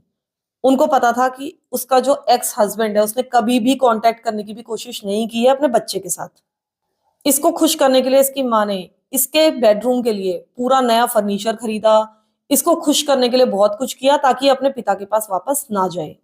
लेकिन टॉड ने ये सब कुछ देखकर एक हैमर उठाया और अपने सारे नए फर्नीचर को हथौड़े या हैमर मार मार के पूरी तरह से तोड़ दिया। इसके अलावा इसने अपनी माँ को भी धमकी दी कि मैं तुम्हें मार डालूंगा अगर तुमने मुझे जाने नहीं दिया। उस दिन इसकी माँ इतनी ज्यादा घबरा गई थी कि उन्होंने इसको इसके बेडरूम में ही लॉक कर दिया, बाहर से ताला लगा दिया और अपने बेडरूम में भी उस दिन वो ताला लगा कर सोई थी। इसके बाद से इसकी माँ हर रात अपने बेडरूम को अच्छी तरीके से लॉक करके ही सोती थी। इसके बाद टॉड ने धमकी देनी शुरू की कि मैं अपनी जिंदगी खत्म कर लूंगा, यानी अपनी जान ले लूंगा, अगर तुम मुझे मेरे पिता के पास नहीं जाने दोगी। इसका गुस्सा शायद इसलिए भी था कि वो अपने पिता को जानता भी नहीं था कि असल में इसका पिता कौन था। तो फिलहाल ये एरिजोना अपने पिता के पास जाना चाहता था और ये उसने किया भी। जब ये 12 साल का था तो ये एरिजोना चला गया अपने पिता के साथ और अपने पिता के साथ रहने लगा। अब इसके जो पिता थे उन्होंने इसको क्या सिखाया? उन्होंने इसको बम बनाना सिखाया, किस तरह से चीजों को उड़ाया जाता है बम की सहायता से। इसके अलावा किस तरह से चोरियां की जाती हैं। ये टॉड को बिजनेस पार्क्स लेकर जाते थे जहां पर बहुत सारे डिफरेंट ऑफिसेज होते हैं एक सर्टेन एरिया में और बहुत सारे ट्रक्स खड़े होते हैं। तो उन ट्रक्स में से ये टॉड को चोरी करना सिखाते थे कि तुम जाओ और जितना ज्यादा सामान चुरा कर ला सकते हो वो चुरा कर मेरे पास लाओ। उसके बाद ये दोनों बाप बेटे मिलकर इस सामान को अपने खुद के ट्रक में लोड करते थे, छोटा ट्रक लेकर जाते थे। और ये कई बार टॉड से कहा करते थे कि वो एक एक्स मर्सनरी है, यानी कि एक पूर्व सैनिक है, एक नौसैनिक थे वो। लेकिन ये बिल्कुल भी सच नहीं था। बस वो अपनी चीजों को जस्टिफाई करने के लिए, इन हरकतों को जस्टिफाई करने के लिए टॉड से तरह तरह के झूठ बोलते थे। टॉड ने कायला को यह भी बताया था कि इसके पिता यानी इसके बायोलॉजिकल फादर ये कहा करते थे टॉड से कि अगर स्कूल में लड़ाई हो जाए और अगर तुम पिट जाओ तो घर आना ही मत, यानी कि पिट कर घर मत आना। और इसी कारण से जब भी लड़ाई होती थी तो टॉड पीट कर घर आता था, यानी उस बच्चे को बुरी तरीके से पीटता था। लेकिन जब वो घर आता था और बताता था तो इसके पिता उसको और ज्यादा पीटते थे और कहते थे कि तुमने बात को बहुत ज्यादा बढ़ा दिया, यानी कि वो किसी भी तरीके से खुश नहीं थे। इसने कायला को यह भी बताया था कि जब मैं अपने बायोलॉजिकल डैड के साथ रह रहा था तो मुझे अपने अंदर का वॉयलेंस बहुत ज्यादा बढ़ता हुआ महसूस होता था। इसने कायला को बताया कि जब वो 14 इयर्स ओल्ड था तो एक बार वो एलिवे में अपने एक फ्रेंड के साथ खड़ा हुआ था, लेकिन कुछ गैंग मेंबर्स वहां पर आए और उसके फ्रेंड को शूट कर दिया। लेकिन उसके बाद ये उन लोगों को ट्रैक डाउन करता हुआ गया, उनकी कार के पास पहुंचा और उसने भी उस गैंग मेंबर को शूट कर दिया जिसने इसके दोस्त को शूट किया था। तो ये 14 इयर्स की एज में गन लेकर घूम रहा था। ये एक बहुत ही अजीब सी बात है, पता नहीं ये बात सच है या झूठ है, लेकिन इसने ये बातें कायला को बताई थी। जब ये 15 साल का था तो इसको पहली बार क्रिमिनली कन्विक्ट किया गया था। ऐसा बताया जाता है कि जब ये 15 साल का था तब इसका एक 14 साल की अपनी नेबर के साथ बहुत ज्यादा ऑब्सेशन हो गया था, जिसका नाम था केटी। लेकिन जब भी टॉड केटी से पूछता था डेट पर जाने के लिए या उससे बात करने के लिए या हैंग आउट करने के लिए, तो वो हमेशा मना कर देती थी क्योंकि वो उसमें इंटरेस्टेड नहीं थी। उसके बाद आता है 25 नवंबर 1986 का दिन। उस दिन टॉड के डैड कहीं बाहर गए हुए थे और केटी घर पर थी और उसके 2 यंगर सिबलिंग्स भी घर पर थे और एक तरह से वो उनको बेबी सिट कर रही थी। उसके पेरेंट्स भी घर पर नहीं थे। इसके जो 2 छोटे भाई बहन थे वो थे एक 5 इयर्स ओल्ड भाई और एक 3 इयर्स ओल्ड बहन। ये दोनों ही भाई बहन उस समय सो रहे थे। केटी अपने लाउंज रूम में बैठी हुई थी और स्टडी कर रही थी। तभी अचानक से डोरबेल बजती है। ये देखती है कि बाहर टॉड खड़ा हुआ था और वो लगातार ये कोशिश कर रहा था कि वो बाहर आ जाए। ये केटी से कह रहा था कि जिस लड़के पर तुमको क्रश है वो गली के कोने पर खड़ा हुआ है, वो तुम्हें बाहर बुला रहा है बात करने के लिए, वो तुम्हारे साथ हैंग आउट करना चाहता है। लेकिन इसने साफ मना कर दिया। उसने कहा कि नहीं, मैं अपने भाई बहनों को बेबी सिट कर रही हूँ, मैं बाहर नहीं आ सकती, मैं बाहर नहीं आना चाहती। लेकिन टॉम बहुत ज्यादा जिद करने लगा। उसने कहा कि नहीं नहीं, बस थोड़ी देर के लिए बाहर आ जाओ, वो तुम्हारा वेट कर रहा है, बस तुम उससे बात करके चली जाना। लेकिन वो लगातार नो नो नो नो कहती जा रही थी। इवेंचुअली उसने अब टॉड से बात करना बंद कर दिया और वो अंदर चली गई। फिर जो टॉड था वो बैक डोर की तरफ गया और लगातार वहीं से इससे बातचीत करने लगा। इसने कहा कि नहीं, मेरे को बाहर नहीं आना है। लेकिन टॉड इतना ज्यादा पीछे पड़ा रहा कि उसको ऐसा लगा कि मैं थोड़ी देर के लिए बाहर जाती हूँ, जिससे शायद ये शांत हो जाएगा और उसके बाद मैं वापस अंदर आ जाऊंगी, जो कि उसकी सबसे बड़ी गलती थी। उसने उस समय अपने शूज भी नहीं पहने, बस वो ऐसे ही बाहर चली गई। जैसे ही केटी बाहर निकली, टॉड ने सीधा वो जो गन अपने साथ लेकर आया था उसके सर पर रख दी और उसको अपने घर की तरफ जबरदस्ती ले जाने लगा। उसका बस वहां से चौथा ही घर था। जैसे ही ये लोग टॉड के घर पर पहुंचे, इसने उसको डक टेप की सहायता से बुरी तरीके से बांध दिया। उसके मुंह पर भी डक टेप लगा दिया और उसके गले पर एक चाकू रख दिया।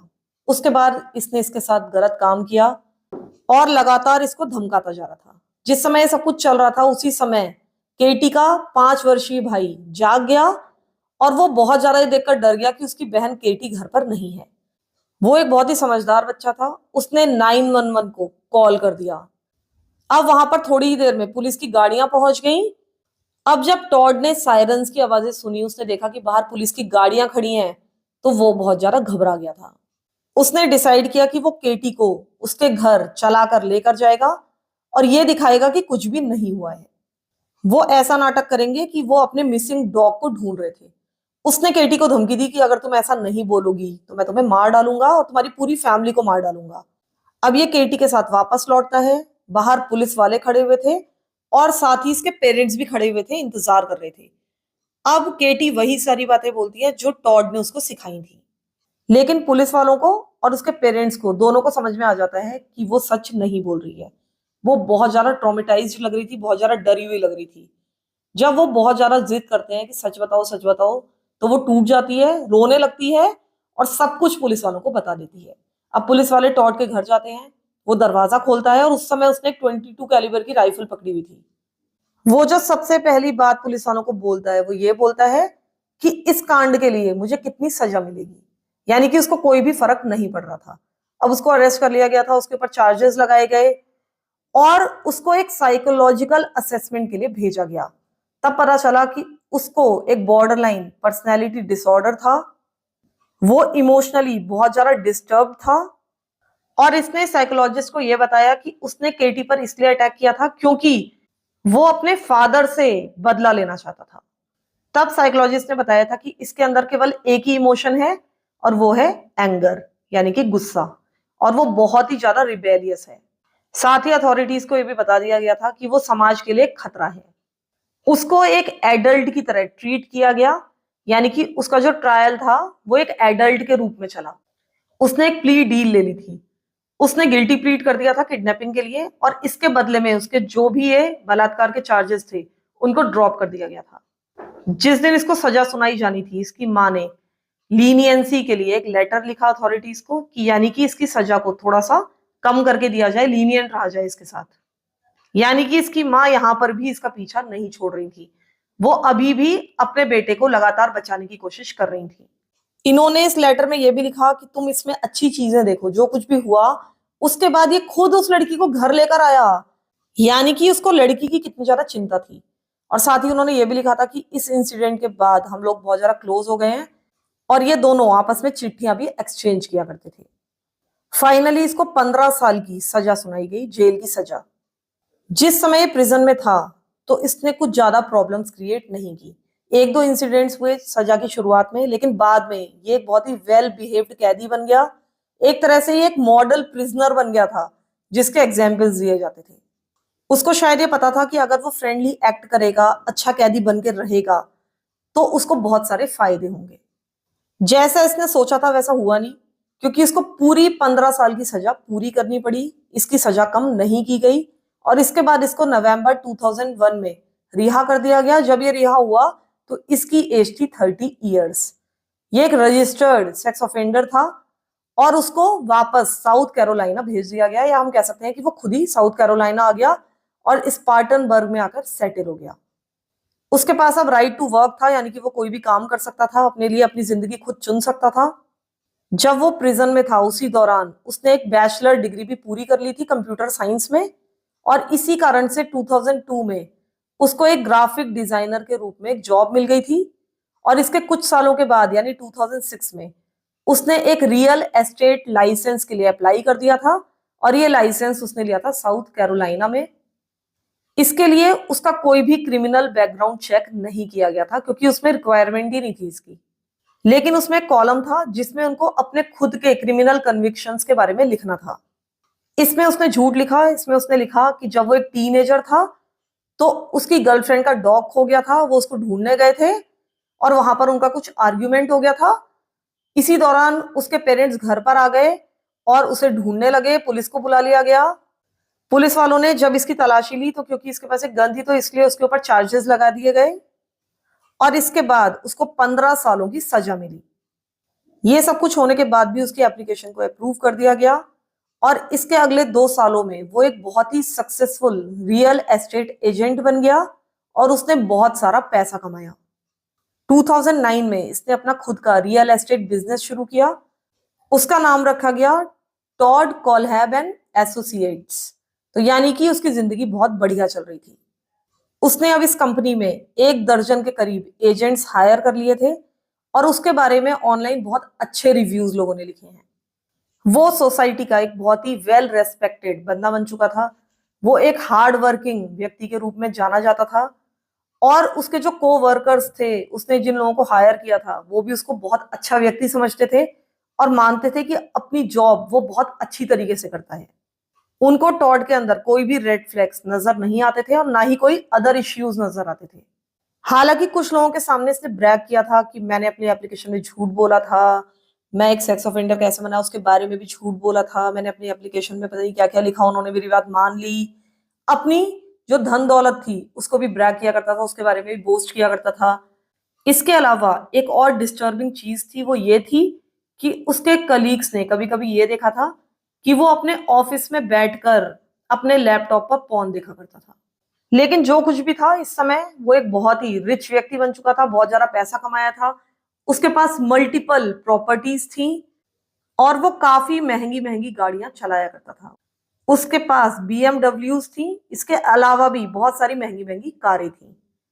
इसके बाद 2013 में उसने अपना बचपन का सपना पूरा किया, यानी कि पायलट लाइसेंस अब उसको मिल चुका था। उसके बाद 2014 में उसने वो 95 एकड़ की रूरल प्रॉपर्टी खरीदी थी जो कि वुडरफ में थी और जहां पर यह सारा कांड हुआ था। उसने $80,000 खर्च करके, यानी कि अगर हम इंडियन रुपीस में बात करें तो करीब करीब 70 लाख रुपए खर्च करके उसमें इलेक्ट्रॉनिक गेट्स लगवाए थे, इतनी बड़ी बड़ी फेंसेस लगवाई थी ताकि अंदर कोई भी ना घुस पाए। उसने अंदर डियर कैमरास लगवाए थे, बियर ट्रैप्स लगवाए थे, लेकिन ऐसा बिल्कुल नहीं लगता कि ये कैमरास या ये ट्रैप्स बियर और डियर के लिए लगाए गए थे। ये तो शायद इंसानों के लिए ही लगाए गए थे। 2016 के आसपास ये अपने फेसबुक पेज पर अजीब अजीब से स्टेटस पोस्ट कर रहा था, और ये तब की बात है जिस दौरान इसकी प्रॉपर्टी पर इसने कायला को स्टोरेज कंटेनर के अंदर होस्टेज बना के रखा हुआ था। 15 सितंबर को ये लिखता है कि मैं बार बार न्यूज में पढ़ता हूँ कि ये पर्सन मिस हो गया, वो पर्सन मिस हो गया, लेकिन ऐसा जनरली होता नहीं है। कई बार ये लोग कहीं घूमने चले जाते हैं। कई बार ऐसा भी हुआ कि एक व्यक्ति जो कि गायब थी, वो अपने परोल पर छूटे हुए बॉयफ्रेंड के पास गई हुई थी। उसने कहा कि ऐसा जनरली कुछ नहीं होता है, लोग बस अपनी बेवकूफी से ही इधर उधर चले जाते हैं, अपने फन के लिए चले जाते हैं और लोग उनको मिसिंग समझ लेते हैं। 26 सितंबर को ये लिखता है कि मेरी जो फैमिली है वो छोटी छोटी बातों पर भी मुझको बहुत ज्यादा पनिश करती है। मुझे छोटी छोटी बातों पर भी पीट दिया जाता था, और अगर इतनी छोटी बातों पर मुझे इतनी बड़ी सजाएं मिलती थी तो अगर मैं कोई बड़ी गलती कर देता तब क्या होता। और अगर वो मुझे स्पैंक कर रहे हैं, मुझे पीट रहे हैं, तो मैं उसके बदले कुछ भी नहीं बोल सकता था, नहीं तो मेरी और ज्यादा पिटाई होती। फिर उसने आगे लिखा, मेरी फैमिली को लगता था कि मुझे पालना एक ग्रुप एफर्ट है। जब भी मैं कोई गलती करता था तो पहले तो मेरी माँ मुझे पीटती थी, फिर मेरे स्टेप फादर मुझे पीटते थे बुरी तरीके से जब भी वो घर आते थे, फिर नेक्स्ट टाइम मैं जब भी अपने ग्रैंड पेरेंट्स के पास जाता था वो मुझे पीटा करते थे। और इससे मैंने ये सीख लिया था कि भले ही मैं कोई नई गलती कर दूं, लेकिन उन गलतियों को बिल्कुल भी रिपीट नहीं करना है जिसके लिए मैं पिट चुका हूं। मैं उसके लिए बिल्कुल मेंटली प्रिपेयर्ड रहता था। उसने कहा कि मैं कभी भी एडल्ट्स को जवाब नहीं देता था, मैं कभी भी जोर से अपना कप टेबल पर नहीं रखता था, उसके लिए भी पिटाई हो सकती थी। और अगर मेरे माँ बाप मुझसे नाराज हो जाते थे तो काफी काफी समय के लिए मुझसे टीवी, बाइक, फ्रेंड्स पूरे पूरे महीने के लिए छीन लिया जाता था। अगर आपकी पिटाई हो रही है तो आप एक्ट भी नहीं कर सकते थे, कोई भी जवाब नहीं दे सकते थे, यानी कि रिएक्ट करना भी मना था। इसके बाद 30 सितंबर को वो लिखता है कि अगर आप न्यूज देखते हैं तो जनरली आपको पॉलिटिकल क्रैप दिखता है, स्कूल में शूटिंग चल रही है ये दिखता है, और बहुत सारी बकवास चल रही होती है। इस सारी बकवास को देखकर मुझे ऐसा लगता है कि ज़ॉम्बी अपोकलिप्स ही इससे बेटर होती। अगर ऐसा हो जाए तो वो ज्यादा बेटर है। इसके बाद जिस दिन उसको अरेस्ट किया गया, यानी कि 3 नवंबर के दिन, उस दिन भी उसने अरेस्ट होने से पहले एक स्टेटस डाला था फेसबुक पर, और उसमें उसने लिखा था कि मैं चाहता हूं कि एक बड़ा सा स्नो स्टॉर्म आए, हमारी आधी पॉपुलेशन खत्म हो जाए। मैं रूड लोगों से बहुत ज्यादा तंग आ चुका हूँ। लोग जानबूझकर रूल्स तोड़ते हैं, लोगों को परेशान करते हैं, और ऐसे लोगों को खत्म हो जाना चाहिए। जिस चीज के लिए केस बहुत ज्यादा फेमस हुआ था, जो कि आपने मेरे थंबनेल में भी देखा होगा, वो ये था कि ये बहुत ही क्रेजी अमेज़न रिव्यूज लिख रहा था उन चीजों के लिए जो कि इसने परचेस किए थे अपने सिनिस्टर रीजंस के लिए, या हम कह सकते हैं कि जो इसने गलत कामों में यूज किए थे, जो हथियार औजार, वो जनरली इसने अमेज़न से खरीदे थे। और वहां जाकर वो अमेज़न पर रिव्यू लिखा करता था कि उनको यूज करके इसको कैसा लगा, या वो अच्छे हैं या नहीं है। जिस कंटेनर में इसने कायला को लिखा था उसमें मैंने आपको बताया था कि बाहर बहुत सारे ताले लगे हुए थे, तो वो एक मास्टर पैडलॉक था। वो उसने अमेज़न से खरीदा होगा, तो उसके लिए इसने अमेज़न में जाकर बाकायदा एक रिव्यू लिखा था जो कि आप स्क्रीन पर देख सकते हैं। उसमें इसने इस लॉक को 5 स्टार्स दिए थे और लिखा था कि मैंने ऐसे 5 लॉक्स एक शिपिंग कंटेनर में लगाए हुए हैं और ये काफी अच्छे हैं। एक चाकू के रिव्यू में लिखता है इसको 4 स्टार देते हुए कि इसकी क्वालिटी बहुत अच्छी है। हालांकि इससे अभी तक मैंने किसी को स्टैब नहीं किया, मारा नहीं है, लेकिन किसी को मारने का मेरा जो सपना है वो आज भी जीवित है, और कभी भी मैं ऐसा अगर कुछ करूंगा, किसी को मारूंगा, तो इसी तरीके के चाकू से मारना चाहूंगा क्योंकि इसकी क्वालिटी बहुत अच्छी है। फिर इसने एक शैकल के पैडलॉक के बारे में भी रिव्यू लिखा था, यानी कि जो हथकड़ियों पर जो पैरों में बेड़ियां डाली जाती हैं उसमें जो पैडलॉक लगाया जाता है, ताला लगाया जाता है, उसके लिए भी रिव्यू लिखा है 5 स्टार्स देते हुए। इसमें इसने लिखा है कि इसको लॉक करने के लिए तो यूज किया ही जा सकता है, लेकिन अगर कोई आपसे बहस करे, आपको पलटकर जवाब दे, तो इसको एक मोजे में डालकर इससे किसी को पीटा भी जा सकता है।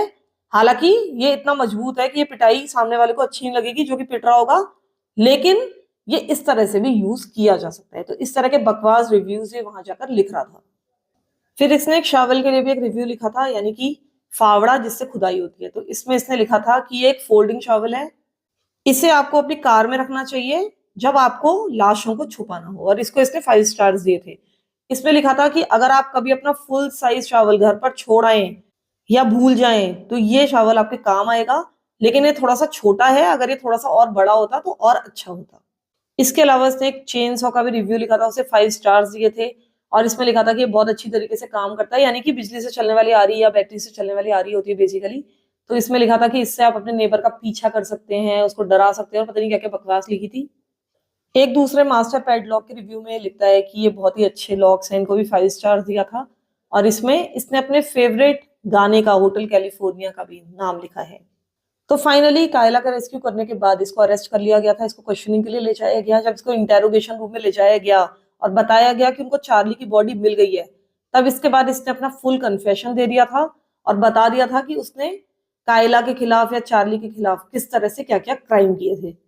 लेकिन उसने एक शर्त रखी थी, उसने कहा था कि मैं अच्छी तरीके से अपना कन्फेशन दे दूंगा, लेकिन पहले मेरी माँ को यहाँ पर बुलाया जाए और इससे पहले यानी कि अरेस्ट से पहले वो अपने कुछ पैसे ट्रांसफर करना चाहता था अपने किसी दोस्त की बेटी को, क्योंकि शायद उसने अपने दोस्त से वादा किया होगा कि उसकी कॉलेज की ट्यूशन फीस दे दूंगा। अपने इंटेरोगेशन के दौरान ये पुलिस वालों को बताता है कि जो कॉलर वहां से मिला है, जो कायला ने अपने गले में पहना हुआ था, वो उसने ही ऑर्डर करने के लिए कहा था। इसके अलावा उसने ये भी कहा कि उसने मुझे वाइब्रेटर लाने के लिए कहा, TV, DVD player, MP3 player, colouring books वगैरह लाने के लिए कहा था।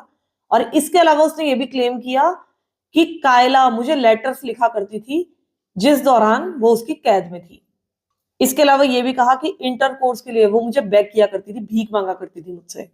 इसके अलावा इसने ये भी कहा कि मैं ये नहीं कह रहा हूं कि वो मेरी विक्टिम नहीं थी, वो मेरी विक्टिम थी, लेकिन ये एक 50 शेड्स ऑफ ग्रे की तरह की सिचुएशन थी। यानी कि ये सब कुछ करना कायला को बहुत ज्यादा पसंद था, यानी कि कैप्टिव रहना, इस तरीके से जिंदगी बिताना, यानी कि ये सब कुछ कायला की एक फैंटेसी थी जिसको वो पूरा करने में उसकी मदद कर रहा था।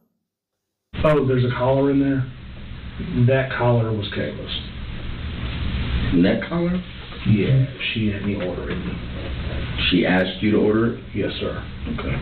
It, We'll get to that in a minute. she had me get her vibrator, the TV, the DVD player, the MP3 player, the coloring books. I said, coloring books? Adult coloring books. Okay. इसने कहा कि Kayla ने ही मुझसे वो dog bed मंगवाया था जिस पर वो बैठी हुई मिली थी, और साथ ही उसने ही कॉलर की मांग की थी। वो अपने नेक के चारों ओर चेन रखना पसंद नहीं करती थी, यानी कि पहले इससे पहले वो उसको चेन से बांधता होगा। इसने कहा कि वो पूरी तरीके से सबमिसिव हो चुकी थी, वो चाहती थी कि वो मुझसे परमिशन मांगे मुझसे बात करने से पहले और मेरी तरफ देखने से पहले भी।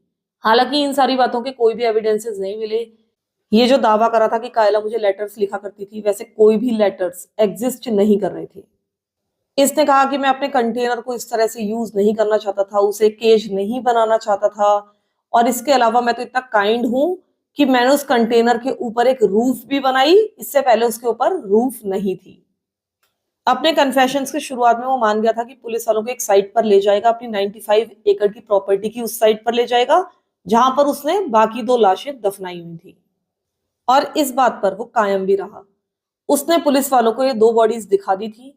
ये दोनों ही बॉडीज बुरी तरीके से डिकम्पोज हो चुकी थी और उनको उनके डेंटल रिकॉर्ड से पहचाना गया, और साथ ही उनकी बॉडीज में जो टैटू वगैरह थोड़े बहुत बाकी थे उससे पहचाना गया। ये दोनों थे 25 ईयर्स ओल्ड मैगन मैग्रो और 29 ईयर्स ओल्ड जॉनी कॉक्सी। ये दोनों ही मैरिड कपल थे और स्पार्टनबर्ग में ही रहा करते थे, साथ ही इनका एक बेटा भी था। इनकी ऑटोप्सी भी कराई गई और बाद में ये भी रिवील हो गया था कि जॉनी को तो तुरंत ही मार दिया गया था जब इनको कैप्टिव बनाया गया, लेकिन जो मैगन थी उसको अगले 6 दिनों तक जिंदा रखा गया। क्रिसमस डे तक वो जीवित थी और उसके बाद उसको भी गोली मारकर मार दिया गया, उसके सिर पर गोली मारी गई थी। मेगन की मुलाकात टॉड से तब हुई थी जबकि वो एक वेट्रेस के रूप में एक वॉफल हाउस में काम कर रही थी। टॉड ने जब इसको वहां पर देखा तो उसको एक जॉब ऑफर दिया और उससे कहा कि मेरी प्रॉपर्टी में कुछ क्लीनिंग का काम है और मुझे वहां पर तुम्हारी जरूरत है, तुम वहां का काम कर सकती हो, मैं तुम्हें पैसा दे दूंगा। वो एक बहुत ही रेगुलर कस्टमर था उस वॉफल हाउस का। हालांकि वो एक बहुत ही क्रीपी पर्सन था, अजीब सा ही लगता था लोगों को, लेकिन वो हमेशा जेनरस टिप्स छोड़ा करता था, यानी कि बड़ी बड़ी रकम छोड़ा करता था टिप्स के रूप में। और ऐसा वो इसलिए करता था ताकि वहां जितनी भी वेट्रेस हैं वो उसको बहुत ज्यादा अटेंशन दें। वो उनको हमेशा अपने घर इनवाइट करता रहता था, आने के लिए मनाता रहता था, लेकिन बहुत सारी जो वेट्रेस थी वहां पर वो उससे डरती थी। बाद में स्थिति यहां तक हो गई थी कि जो मेल कुक था वो ही इसका ऑर्डर लेने के लिए आता था, क्योंकि कोई भी महिला उसके सामने आने के लिए तैयार नहीं थी। ये जो मेगन नाम की महिला थी जो कि उस वॉफल हाउस में काम करती थी, उसकी एक ड्रग यूज की हिस्ट्री थी, यानी कि वो हेरोइन लिया करती थी और बाद में जब ये प्रेग्नेंट हुई तो शायद उस दौरान भी ड्रग्स लेती होगी, और इसी कारण से इसके बेटे में जब उसका ड्रग्स का टेस्ट किया गया तो वो पॉजिटिव आया। तो इसके ऊपर चाइल्ड नेग्लेक्ट के चार्जेस लगाए गए और उसको जेल में डाल दिया गया। दिसंबर 2015 में इसने अपनी माँ से कहा कि बॉन्ड का पैसा, यानी हम कह सकते हैं कि बेल का पैसा, वो चुका दें। वो चाहती थी कि वो बाहर आए, पैसा कमाए और अपने बेटे की जिंदगी को एक बार फिर से ट्रैक पर लाए। तो इसकी माँ इसके लिए मान गई थी, उन्होंने इसकी बेल की रकम चुका दी थी, लेकिन उसके बाद उनकी कभी भी मेगन से ना तो मुलाकात हुई ना बातचीत हुई। और ऐसा इसीलिए हुआ क्योंकि जेल से निकलने के तुरंत बाद ही ये अपने उसी जॉब ऑफर को फुलफिल करने चली गई थी जो कि इसको टॉड ने दिया था, यानी उसकी प्रॉपर्टी पर चली गई थी। और आपको पता ही है अपने हस्बैंड के साथ वहां जाती है और वहां पर क्या होता है, इसके हस्बैंड को तुरंत ही मार दिया गया और 6 दिन तक इसको जीवित रखा गया और फाइनली क्रिसमस वाले दिन इसकी हत्या की गई। फिर इसी कन्फेशन के दौरान अचानक से ही ये पुलिस वालों को चौंका देता है और एक अनसॉल्व्ड मर्डर केस को कन्फेस कर लेता है, वही होमिसाइड जो कि 2003 में हुआ था, जिसमें उसने बहुत सारे लोगों की हत्या की थी एक बाइक शॉप में। इस स्टोर के या शॉप के जो ओनर थे वो अपने कस्टमर्स के साथ बहुत ज्यादा फ्रेंडली रहना चाहते थे। उन्होंने अपनी शॉप को कुछ इस तरीके का रखा हुआ था कि लोग वहां पर आते थे, कस्टमर्स आते थे, वहां पर हैंग आउट करते थे और ऐसा करते करते इन ओनर से भी उनकी बहुत ज्यादा दोस्ती हो गई थी। तो इस तरह की इनकी कुछ शॉप थी जो कि आराम से चल रही थी। वहां पर कस्टमर्स इन दोनों ही ओनर से बहुत ज्यादा प्यार करते थे, उनको बहुत ज्यादा पसंद करते थे। 6 नवंबर 2003 के दिन कुछ कस्टमर्स वहां पर जाना चाहते थे। उनमें से एक कस्टमर ने वहां पर स्टोर पर फोन किया करीब 2:30 बजे, ये देखने के लिए कि ये दोनों ही ओनर्स फ्री हैं या नहीं है। वहां पर फोन उठाया स्कॉट की, यानी कि एक ओनर की माँ ने, जो थी 52 ईयर्स ओल्ड बेवरली। ये कभी कभी वहां पर चली जाती थी छोटे मोटे काम निपटाने के लिए, डीलरशिप का काम वगैरह देखने के लिए, यानी कि इनकी मदद करने के लिए। उसने बताया कि वो थोड़ी देर में बैंक जाने वाली है डिपॉजिट करने के लिए और दोनों ही ओनर्स यानी कि स्कॉट और ब्रायन वहीं पर मौजूद हैं। तो जब आधे घंटे के बाद वो कस्टमर वहां पर जाता है करीब 3 बजे, तो वहां पर एक बहुत ही हॉरिफाइंग सीन देखता है। वो पाता है कि ब्रायन, स्कॉट और उनकी माँ बेवरली गाय, ये तीनों ही वहां पर मरे पड़े हैं, उनकी लाशें पड़ी हुई हैं और साथ ही एक मैकेनिक जो था 26 ईयर्स ओल्ड क्रिस, इन चारों की ही गोली मारकर हत्या कर दी गई थी। और इन सबको एग्जीक्यूशन स्टाइल में मारा गया था। इनको मल्टीपल टाइम्स मारा गया था एक 9 mm की पिस्तौल से। सबको कम से कम एक एक बार चेस्ट पर और एक एक बार सर पर गोली मारी गई थी ताकि उनके बचने के कोई भी चांसेस ना रहे। इस केस को हुए 13 ईयर्स हो चुके थे। कोई भी जानकारी पुलिस को नहीं मिली थी कि ऐसा किसने किया होगा। बहुत सारी थ्योरीज चल रही थी, बहुत सारे सस्पेक्ट्स थे, लेकिन कोई भी लीड पुलिस वालों को नहीं मिली थी। इन मर्डर से कुछ मिनट्स पहले एक कस्टमर वहां पर मौजूद था और उसने बताया था बाद में पुलिस वालों को कि एक स्केची कस्टमर उस स्टोर में उस समय मौजूद था, जबकि वो वहां से चला गया था। तो वो कस्टमर लेकिन पीछे ही रह गया था, तो वो किलर हो सकता है। उसने एक स्केच बनवाने में भी हेल्प की पुलिस वालों की और उसने जो स्केच बनवाया वो आप स्क्रीन पर देख सकते हैं। इस कस्टमर ने यह भी कहा था कि वहां पर जनरली कस्टमर्स ही आते थे, तो हो सकता है कि जिसने भी मर्डर किया हो उसने यहाँ से कभी ना कभी कुछ ना कुछ खरीदा हो। तो अब पुलिस वालों ने सारे कस्टमर्स को लेटर्स भेजे और उनसे कहा कि अगर कोई भी इंफॉर्मेशन है तो आगे आकर बताएं। टॉड भी एक कस्टमर रह चुका था, इसलिए उसको भी इस तरह का एक लेटर मिला था, लेकिन ऑब्वियसली उसने कभी भी रिस्पॉन्ड नहीं किया और ना ही कभी भी पुलिस वालों ने उसको विजिट किया। उनका कहना था कि हर एक को विजिट करने का उनके पास कोई रीजन नहीं है। पुलिस वालों ने इसको 2 बार कॉल किया था, लेकिन इसने उनके कॉल का आंसर नहीं किया और ना ही कभी भी कॉल बैक किया। तो यानी कि ना तो इसने कॉल पर पुलिस वालों से बात की, ना ही उनके लेटर का जवाब दिया, लेकिन उसके बाद भी पुलिस वालों को कोई भी रेड फ्लैग्स नजर नहीं आए और पिछले 13 सालों से उन्होंने इस केस को अनसॉल्व रखा हुआ था। शायद उन्होंने इसको कभी भी ठीक से सॉल्व करने की कोशिश की ही नहीं। टॉड ने जब इन मर्डर्स के लिए कन्फेस किया तो उसने कहा कि ये जो मर्डर था या ये जो मर्डर्स थे 4 लोगों के, वो एक वीडियो गेम की तरह थे। वो बहुत ही कैजुअली इन सारी चीजों के बारे में बातचीत कर रहा था। वो कह रहा था कि मेरा जो गोल्फ गेम है वो थोड़ा सा वीक है, लेकिन मेरा जो किल गेम है, जो मैं लोगों को मार रहा हूं, वो बहुत ज्यादा स्ट्रांग है। उसकी आवाज में कोई भी रिमोर्स नहीं था और ऐसा लग रहा था कि ऐसा सब कुछ करने के लिए उसको अपने ऊपर बहुत ज्यादा प्राउड हो। वो पुलिस वालों को सब कुछ खुलकर डिस्क्राइब कर रहा था कि उस दिन क्या क्या हुआ था। वो इस कांड से करीब 2 साल पहले ही प्रिजन से रिलीज हुआ था और उसके बाद उसने ग्रीनविल टेक्निकल कॉलेज में एडमिशन ले लिया था। वहां पर वो पढ़ाई कर रहा था, लेकिन उसने ये डिसाइड किया कि अब उसको एक मोटर बाइक खरीदनी है। तो वो सुपर बाइक मोटर स्पोर्ट्स में जाता है और एक $9,000 की बाइक खरीदता है। लेकिन इसके कुछ दिनों के बाद ही उसको रियलाइज हो गया था कि ये एक बैड डिसीजन था। ये जो बाइक उसने खरीदी थी ये उसके लिए बहुत बड़ी लग रही थी उसको, और साथ ही वो कुछ ज्यादा एक्सपीरियंस नहीं था मोटर बाइक्स राइड करने के लिए। तो वो अपने डिसीजन पर पछता ही रहा था कि उसके कुछ समय के बाद ही इसकी जो बाइक थी, जो कि बिल्कुल ब्रांड न्यू ही थी अभी, वो चोरी हो जाती है। तो इसको ऐसा लगता है कि जब ये बाइक खरीदने गया था तो वहां का जो स्टाफ था वो उसके साथ बहुत ज्यादा रूडली बात कर रहा था, और इसको ऐसा भी लगा कि हो सकता है कि वही लोग इस चोरी में शामिल हो। पता नहीं क्यों इसको ऐसा लगा, लेकिन इसको ऐसा लगा। इसने कहा कि वही लोग इसके अपार्टमेंट कॉम्प्लेक्स में गाड़ी छोड़कर गए थे, तो उनको पता था कि गाड़ी कहाँ पर रखी हुई थी। इसके बाद इसने एक पुलिस रिपोर्ट लिखवाई, इंश्योरेंस का पैसा आया, लेकिन $1000 डिडक्ट कर दिए गए। इसके बाद ये दोबारा से उसी स्टोर पर जाता है एक नई बाइक खरीदने के लिए, लेकिन इसको बहुत ज्यादा ये लगने लगा था कि यही लोग चोरी में शामिल थे। तो अब ये वहां पर अक्सर जाने लगा, ओनर्स की बातें सुनने लगा, वहां पर बाइक्स पर बैठा रहता था, इधर उधर बैठा रहता था, मैनेजर को, ओनर्स को बात करते हुए सुनता था, और इसका गुस्सा धीरे धीरे बढ़ता जा रहा था। और ये गुस्सा इतना ज्यादा बढ़ गया कि इसने एक 9mm की पिस्टल खरीदी। उसके बाद 6 नवंबर 2003 के दिन ये एक आखिरी बार उस स्टोर पर जाता है। वो कुछ बाइक्स को इंस्पेक्ट करने का प्रिटेंड कर रहा था, यानी कि ऐसे नाटक कर रहा था कि बाइक्स खरीदने आया है।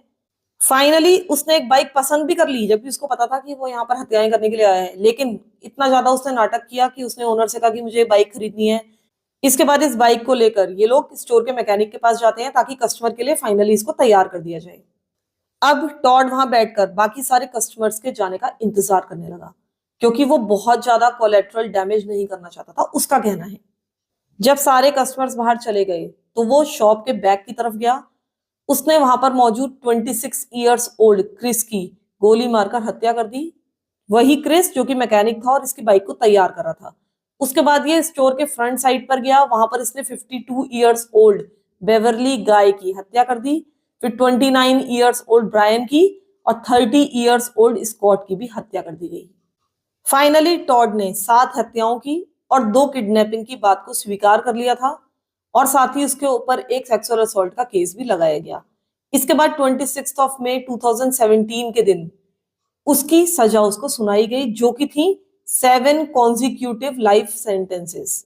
यानी कि ये 7 इसके जो लाइफ सेंटेंसेस थे ये एक के बाद एक चलने थे, और इसमें पैरोल की कोई भी गुंजाइश नहीं थी। कायला इस ट्रायल को अटेंड नहीं कर पाई क्योंकि उसको सीवियर PTSD हो चुका था। जो कुछ भी टॉड ने उसके साथ किया था उससे उसकी मानसिक स्थिति बहुत ज्यादा खराब हो गई थी। उसके बाकी जितने भी विक्टिम्स थे उनकी सबकी फैमिली वहां पर मौजूद थी। उन सब ने अपने अपने स्टेटमेंट दिए और सभी बहुत ज्यादा इमोशनल हो गए थे। इधर जो टॉड की मॉम थी यानी रेजिना, उनके स्टेटमेंट बहुत ज्यादा डिल्यूजनल थे, बहुत ज्यादा डिस्गस्टिंग थे, और उनको सुनकर आपको बहुत ज्यादा गुस्सा आएगा। उन्होंने ये कहा कि ऐसा तो नहीं था कि जो मेरा बेटा था यानी टॉड वो रोज रोज बाहर जाता था, हत्याएं करता था। उसकी पहली हत्याएं और बाकी हत्याओं के बीच में बहुत ज्यादा टाइम डिफरेंस है, और इसी कारण से मेरा जो बेटा है वो एक सीरियल किलर नहीं है। हालांकि ये बात पूरी तरह से गलत है, वो एक सीरियल किलर ही था। इस तरह के ट्रेड्स हमेशा इस तरह के किलर्स में देखने के लिए मिलते हैं। उनका बहुत बहुत लंबा एक कूलिंग पीरियड हो सकता है, और ये कोई भी आश्चर्य की बात नहीं है। इसने कहा कि कोई भी हो चाहे उससे मुझे कोई फर्क नहीं पड़ता, लेकिन अगर कोई भी किसी को एम्बैरेस करेगा तो किसी को भी गुस्सा आ सकता है, आप किसी को भी गुस्सा दिला सकते हो। इस औरत की इस तरह की बकवास लगातार जारी थी। ये अभी भी अपने बेटे के एक्शंस को जस्टिफाई कर रही थी बिना किसी रीजन के। टॉड की सारी प्रॉपर्टीज को बेचकर जो भी पैसा मिला उसमें से बहुत सारा पैसा विक्टिम की फैमिलीज को दे दिया गया एज अ कॉम्पनसेशन। फिलहाल टॉड नाम का ये जो व्यक्ति है, ये जो अमेजोन किलर है, ये ब्रॉड रिवर करेक्शनल इंस्टीट्यूट में अपनी सजा काट रहा है। तो फिलहाल के लिए इस केस में इतना ही। आप बताइएगा कि ये केस आपको कैसा लगा, इंटरेस्टिंग लगा या नहीं लगा। प्लीज इस वीडियो को हाइप भी कर दीजिएगा। जितनी बार भी आप लाइक करेंगे उतनी बार हाइप का ऑप्शन आता है, उसमें आपका कुछ भी नहीं जाएगा, वो सब कुछ फ्री है। आप 3 बार किसी भी वीडियो को हाइप कर सकते हैं। एक बार लाइक कीजिए और हाइप का ऑप्शन आएगा, हाइप कर दीजिए। उसके बाद आप बैक जाके अगर अनलाइक करके एक बार फिर से लाइक करते हैं तो फिर से हाइप का ऑप्शन आएगा। तो इस तरह से अगर आप चाहें, अगर आपके पास टाइम हो तो आप 3 बार तक किसी वीडियो को हाइप कर सकते हैं, लेकिन कम से कम एक बार तो कर ही दीजिएगा। जब आप लाइक करेंगे तो हाइप का ऑप्शन आ जाएगा अपने आप ही, तो उसको ओके कर दीजिएगा, तो ये वीडियो हाइप हो जाएगा। हर एक YouTube वीडियो के लिए आपको 3 बार हाइप का ऑप्शन मिलता ही है। ऐसा नहीं है कि आप इस वीडियो को हाइप कर देंगे तो किसी और वीडियो को नहीं कर पाएंगे। हर एक YouTube वीडियो पर हाइप का ऑप्शन आएगा ही। ऐसा नहीं है कि आप बस पूरे दिन में 3 ही बार हाइप कर सकते हैं। आप एक वीडियो को 3 बार हाइप कर सकते हैं, फिर किसी और वीडियो पर जाएंगे, उसको लाइक करेंगे तो वहां पर दोबारा से आपको नया हाइप का ऑप्शन मिल जाएगा। तो आपके लिए बिल्कुल फ्री है, इसमें आपको कुछ भी ऐसा नहीं है कि आपके पॉइंट्स खर्च हो जाएंगे, पैसे खर्च हो जाएंगे। तो मुझे लगता है कि आप इतना तो कर ही सकते हैं। अगर आपको ये वीडियो अच्छा लगा तो प्लीज हाइप जरूर कीजिए। चैनल बहुत ही डामाडोल चल रहा है और इसी कारण से बहुत ज्यादा फिर काम करने की भी इच्छा नहीं होती, आप समझ ही सकते हैं। तो थोड़ा सा आप लोग हाइप वाइप करेंगे, मेरे पास आता है कि किसने मेरी वीडियो को हाइप किया है, नाम आता है। तो अगर आप हाइप करेंगे तो मैं आपके स्क्रीनशॉट्स अपनी नेक्स्ट वीडियो में दिखाऊंगी कि किस किसने मेरे वीडियो को हाइप किया। तो फिलहाल ऐसे ही सपोर्ट करते रहिए, आप लोग मुझे काफी सपोर्ट करते हैं मुझे पता है। तो thank you so much for your support, thank you so much for listening to my stories, thank you so much.